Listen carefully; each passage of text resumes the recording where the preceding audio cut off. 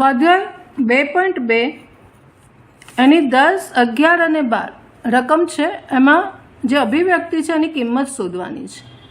એમાં 10મી રકમ છે સાઇન ઇન્વર્સ સાઇન 2π/3. હવે આપણને આ ખબર છે કે જે ગુણધર્મ છે આપણી પાસે કે એ યાદ રાખવાનો છે. અને તમને યાદ છે કે સાઇન ઇન્વર્સ સાઇન એક્સ હોય તો ઇઝ ઇક્વલ ટુ એક્સ ક્યારે મુકાય? જ્યારે એક્સ બિલોંગ્સ ટુ સાઇન ઇન્વર્સના વિસ્તારમાં હોય તો જ મુકાય. એનો વિસ્તાર યાદ રાખવાનો છે તમારે. ફરીવાર sine inverse into sine inverse x બરાબર એક્સ ત્યારે જ મુકાય જ્યારે એક્સ એ સાઇન ઇન્વર્સના વિસ્તારમાં હોય.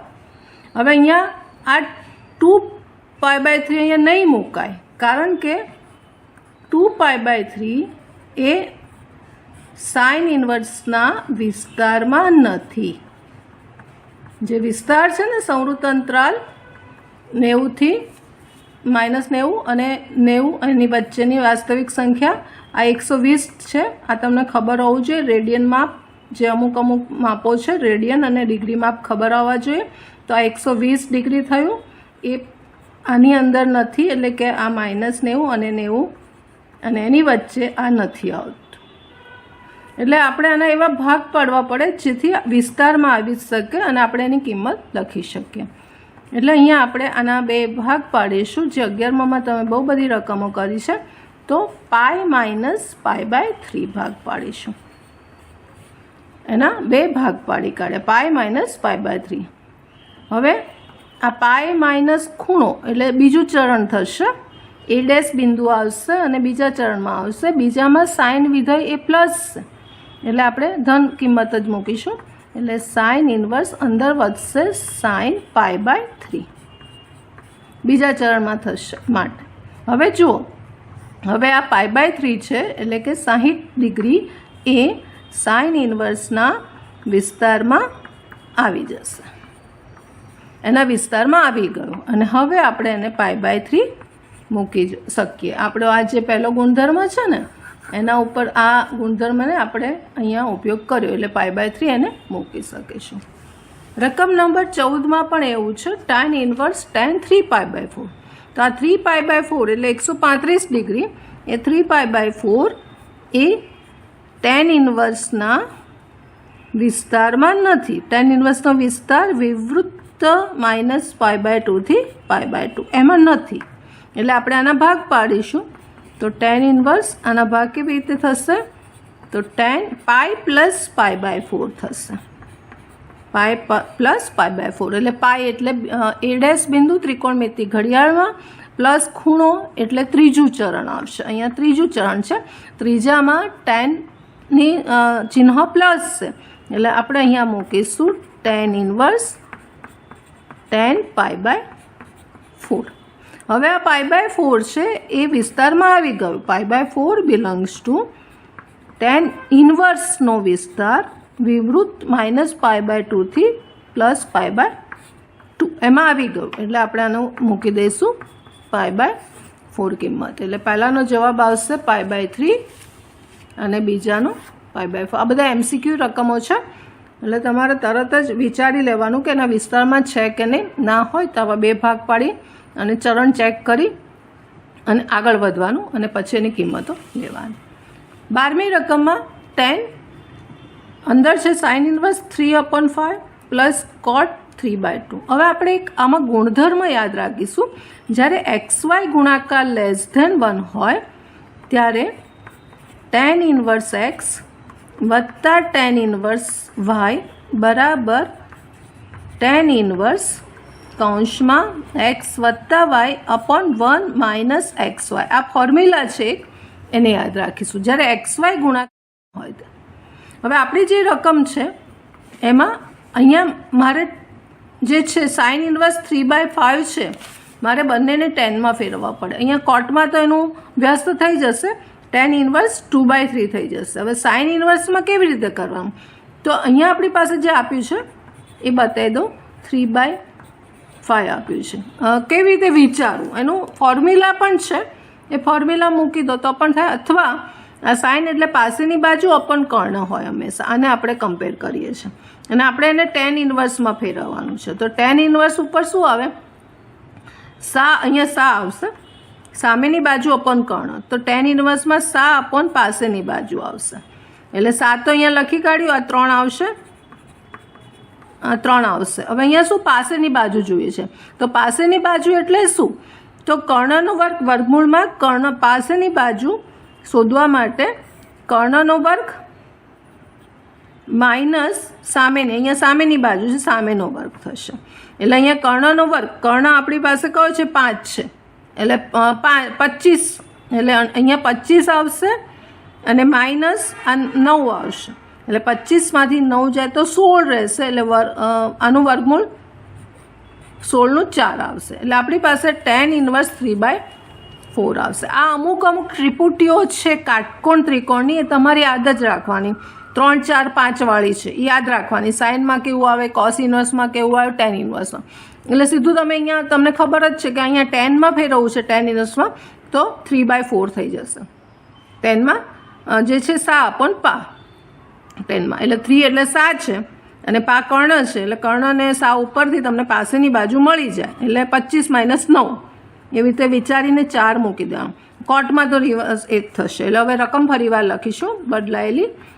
તો 10 છે, બહાર 10 છે, અંદર મને મળ્યું ટેન ઇન્વર્સ 3/4 અને કોટનું આપણે 10માં ફેર્યું તો એ મળ્યું ટેન ઇન્વર્સ 2/3. આ રીતે મળ્યું. હવે આપણે આ જે ફોર્મ્યુલા છે થવો જોઈએ, આપણો એક્સ છે, એક્સ બરાબર 3/4 છે અને વાય બરાબર 2/3 છે. તો એક્સ વાય ગુણાકાર જે છે 3/4 ગુણ્યા 2/3 આવડી જશે, એટલે 1/2 આવશે. 1/2 < 1 છે, એટલે આપણે આ ફોર્મ્યુલા વાપરી શકીશું. હવે ફોર્મ્યુલા વાપરીએ છીએ અહીંયા, તો આ 10 અને ફોર્મ્યુલા વાપરતા આપણને મળશે ટેન ઇન્વર્સ અંદર કૌંસમાં એક્સ વત્તા વાય એટલે 3/4 વત્તા 2/3 અપોન 1 માઇનસ એક્સ વાય એટલે 1 - 3/4 ઇન્ટુ 2/3. આ રીતે આવશે. હવે અહીંયા આપણે 3 ઉડાડીશું નહીં, કારણ કે લસા છે એ ઉડી જશે, માટે એ ઉડાડવાનું નહીં. હવે લસા 12 આવશે, એટલે ટેન ઇન્વર્સ અહીંયા આપણે 3 × 3 ક્રોસ ગુણાકાર 9, 4 દુ 8, નીચે આવશે 4 તરી 12, બરાબર. અહીંયા પણ આ 12 છે, ગુણાકારનો 12 અહીંયા આવશે 12 - 3 દુ 6 અને નીચે આવશે 12. આ રીતે આપણે સાદુરૂપ આપીએ છીએ, એટલે 12 ઉડી જશે, એટલે જે વધશે એ લખીએ. તો ટેન ઇન્વર્સ 8 અને 9 એટલે 17 અને 12માંથી 6 જશે તો 6, આટલા વધશે, આ 12 ઉડી જશે. હવે ફરી બાજુ અહીંયા આપણું જે ફોર્મ્યુલા છે ટેન ઇન્વર્સ એક્સ બરાબર એક્સ ક્યારે લખાય? જ્યારે એક્સ બિલોંગ્સ ટુ આ ટેનના વિસ્તારમાં હોય, ટેનનો જે વિસ્તાર છે એમાં હોય ત્યારે, એટલે 10 બિલોંગ્સ ટુ આર હશે ત્યારે. હવે 17/r બિલોંગ્સ ટુ આરમાં જ છે, માટે આની કિંમત આવશે 17/6. કિંમત શોધવાની છે તો 17/6 આવશે. સ્વાધ્યાય 2.2 13, 14 અને 15 MCQ રકમો છે. હવે MCQ રકમોને તમારે થોડુંક ફાસ્ટમાં કરવાનું છે, કારણ કે તમને ખબર છે કે 50 MCQ તમારે 1 કલાકમાં કરવાના હોય છે, એટલે પ્રેક્ટિસ ખૂબ જોઈશે. અહીંયા ધારો કે cos 13મી રકમમાં cos ઇન્વર્સ cos 7π/6, તો આ જે છે એ cos ઇન્વર્સના વિસ્તારમાં જોઈએ. cos ઇન્વર્સનો વિસ્તાર તમને યાદ આવવો જોઈએ, સંવૃત અંતરાલ 0π એટલે 0 અને 180ની વચ્ચે. હવે ઓપ્શન તમે જોશો તો 7π/6. હવે આ 7π/6 છે એના વિસ્તારમાં નથી, કારણ કે એ 210 થશે. અહીંયા જે છે 7π/6 ઇટ્સ નોટ બિલોંગ્સ ટુ એનો વિસ્તાર. આનું તમને રેડિયનમાં ના ખબર પડે તો ડિગ્રી ખબર હોય તો પણ ખ્યાલ આવી જાય કે 210 is not belongs to 0 180 degree. આ નથી, તો આને ફેરવવા પડે. તો ફેરવવા પડે માટે એના 2 ભાગ પાડીશું. એટલે અહીંયા cos inverse cos pi plus pi by 6 થશે. આના બે ભાગ જે આપણે બહુ 11માં રકમો કરી. હવે પાઈ પ્લસ ખૂણો એટલે ત્રીજું ચરણ થશે. ચરણ ત્રીજું થશે. ત્રીજામાં કોસ પાછું માઇનસ છે એટલે કોસ ઇન્વર્સ આપણે માઇનસ લખવું પડશે એટલે માઇનસ કોસ પાઈ બાય 6 આવું લખાશે. Minus cos pi by 6. હવે કોસ 30ની કિંમત અહીં લખી કાઢીએ તો કોસ ઇન્વર્સ અહીંયા શું થશે -√3/2 આવું થશે. સાદરૂપ આપતા જઈએ. હવે આ કોસ ઇન્વર્સ માઇનસ છે એટલે એનો ગુણધર્મ શું કહે છે કે pi minus cos inverse x લખાય. જ્યારે તમે કોસમાં તો યુગ્મ વિધેય છે એટલે આપણે પ્લસ લખતા હતા, પણ એ કોસ ઇન્વર્સ હશે અંદર માઇનસ છે તો પાઈ માઇનસ કોસ ઇન્વર્સ પછી પ્લસ ખૂણો લખવાનો. હવે ફરીવાર આનું લખી કાઢીએ અથવા ડાયરેક્ટ તમને આ સમજ છે પણ પછી આટલું બધું તમારે પછી લખવાનું કે વિચારવાનું નથી, ડાયરેક્ટ જ વિચારવાનું છે. પણ અહીં સમજ માટે એટલે પાઈ માઇનસ કોસ ઇન્વર્સ અહીંયા શું મળશે કોસ પાઈ બાય 6. હવે પાઈ બાય 6 છે એટલે 30 ડિગ્રી છે એના વિસ્તારમાં કોસ ઇન્વર્સના વિસ્તારમાં આવી જશે અને એટલે આપણી પાસે મળશે પાઈ માઇનસ પાઈ બાય 6 એટલે આન્સર આવશે 5 પાઈ બાય 6. આ રીતની આની ગણતરી થશે એટલે ઓપ્શન બી આપણો સાચો આવશે. અહીંયા બી આન્સર આપણો આવશે. આ રીતે આ બધી રકમનું આ રીતે કરવાનું છે. આટલી બધી ગણતરી નહીં, તમે મૌખિક ફાસ્ટ કરી અને તમારે ચૂઝ કરવાનું રહેશે. એટલે 7 પાઈ બાય 6 ના લખાઈ જાય એ જોવાનું. 14મી રકમમાં સાઇન છે આગળ pi by 3 minus sine inverse minus 1/2 છે. હવે આ જેમ કોસ ઇન્વર્સમાં બહાર પાઈ માઇનસ લખતા તો સાઇન ઇન્વર્સમાં આ માઇનસ અહીંયા આવશે એટલે અહીં પ્લસ થશે. એટલે આપણી પાસે આવું વધશે સાઇન પાઈ બાય 3 આ પ્લસ કરી નાખું છું સાઇન ઇન્વર્સ 1/2 પ્લસ લખી કાઢું. ડાયરેક્ટ તમને ખબર પડશે પછી તો મૂકી શકાશે. પછી sine pi by 3 plus sine inverse sine કોની કિંમત છે સાઇન 30ની એટલે પાઈ બાય 6 લખવાનું છે. હવે આ પાઈ બાય 6 એના વિસ્તારમાં જ છે. પાઈ બાય 6 બિલોંગ્સ ટુ વિસ્તાર. કોનો તો સાઇન ઇન્વર્સ તો એના વિસ્તારમાં જ છે એટલે આપણે અહીંયા લખીશું આ સાઇન આ pi by 3 plus pi by 6 આવશે. હવે આનું સાદુરૂપ આપવાનું છે તો બંનેને લસા સરખો આપી દે તો પણ થશે. એટલે અહીંયા 3 છે એની જગ્યાએ 6 લાવી દઈએ એટલે ઉપર 2 પાઈ સાદુરૂપ તમે તમારી રીતે આપી શકો અપોન 6 પ્લસ પાઈ બાય 6 માટે સાઇન 3 પાઈ બાય 6 માટે અહીંયા ભાગ ઉડશે અહીંયા 2 આવશે એટલે sine pi by 2 sine pi by 2 એટલે બી બિંદુ થશે જેના આમ આપણને ખબર છે 0 અને 1 એટલે કે સાઇન 90ની કિંમત અથવા તો સાઇન પાઈ બાય 2ની કિંમત એ 1 છે. એટલે અહીંયા આપણો ડી આન્સર આવશે. ડી આન્સર 1 જવાબ આવશે. ત્યાર પછી 15મી રકમમાં tan inverse √3 minus cot inverse minus √3.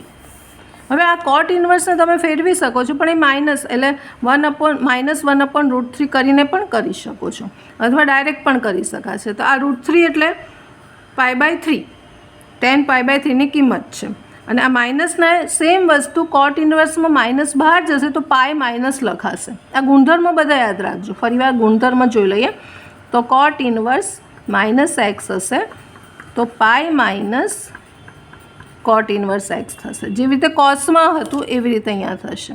Sign ten સરખા થશે અને કોસ અને કોટમાં પાઈ માઇનસ લખવાનું છે. તો આનો ઉપયોગ અહીંયા આપણે કોટમાં કરીશું જેના પ્રદેશમાં જોઈએ. આ હવે અહીંયા આપણી પાસે છે ટેન ઇન્વર્સ 10 પાઈ બાય 3ની કિંમત છે એટલે અહીંયા મૂકી દઈએ. અહીંયા માઇનસ અને અંદર લખીશું અહીંયા પાઈ માઇનસ કોટ ઇન્વર્સ √3. હવે અહીંયા જેમ પાઈ બાય 3 છે તો કોટ છે એટલે પાઈ બાય 6 આવશે અહીંયા માટે tan inverse 10 pi by 3 minus pi minus cot inverse cot શું આવશે? π/6 આવશે. હવે આ બંને કિંમત, આ π/3 આના વિસ્તારમાં છે tan ઇન્વર્સના, અને π/6 એ cot ઇન્વર્સના વિસ્તારમાં છે. બંને પોતપોતાના વિસ્તારમાં જ છે, માટે આપણે અહીંયા લખીશું, અહીંયા π/3 આવશે, આ માઇનસ આ પાઈ માઇનસ π/6 આવશે. હવે સાદરૂપ આપવાનું છે, કારણ કે π/3 એના tan ઇન્વર્સના વિસ્તારમાં છે, π/6 પણ tan ઇન્વર્સના વિસ્તારમાં, અને અહીંયા cot ઇન્વર્સના. એ વિસ્તાર તમારે યાદ રાખવાનો.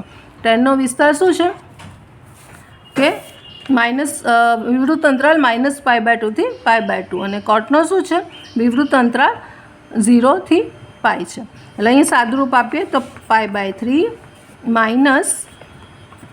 -6 માંથી 1 જશે તો 5π/6 આવશે. આને આપણે 6 લસા લઈ લઈએ, એટલે 2 વડે ઉપર નીચે ગુણીએ તો 2π/6 -5π/6, એટલે -3π/6 વધશે, -3π/6, એટલે અહીંયા વધશે -π/2. હવે આપણે ઓપ્શનમાં જોઈ લઈએ તો -π/2 એટલે બી ઓપ્શન છે એ આપણો આન્સર આવશે. બી આન્સર આપણો આવશે. એટલે આટલી અહીંયા થોડી ગણતરી અહીંયા કરવી પડશે. આ MCQમાં તમારે થોડાક સ્ટેપ ઓછા થાય એવી રીતે પ્રેક્ટિસ કરજો. એટલે આ MCQની તૈયારી તમારે કરવાની જ છે, કારણ કે એ પૂછાશે જ આવા MCQ.